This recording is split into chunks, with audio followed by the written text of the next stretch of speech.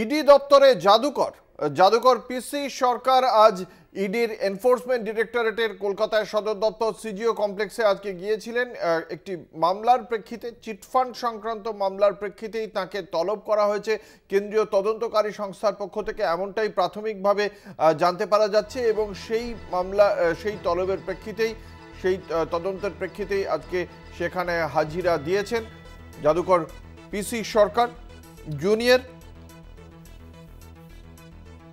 একটি সিবিআই দপ্তর নিজাম প্যালেসেও হাজিরা দিয়েছিলেন তিনি এর আগে।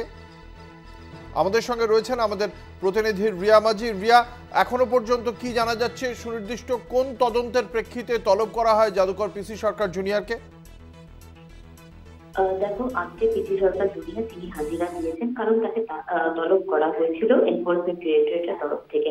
সূত্রের খবর যে টাওয়ার গ্রুপের চিটফান্ড মামলার যে তদন্ত চলছে, সেই মামলাতেই কিন্তু এবার পিসি সরকার জুনিয়রকে তলব করা হয়েছে।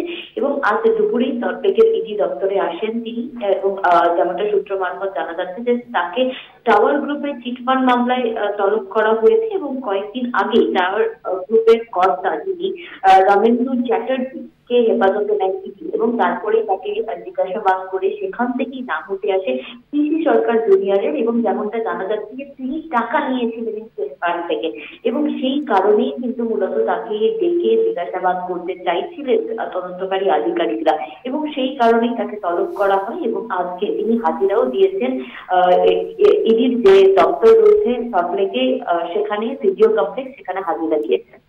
একবারে ধন্যবাদ। আমাদের সঙ্গে ছিলেন আমাদের প্রতিনিধি রিয়া মাঝি।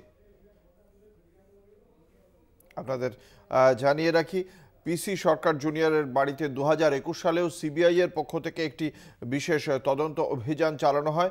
পিসি সরকার জুনিয়র, আপনারা জানেন, ভারতীয় জনতা পার্টির হয়ে নির্বাচনেও দাঁড়িয়েছিলেন। বারাসত কেন্দ্র থেকে পরাজিত হন তিনি।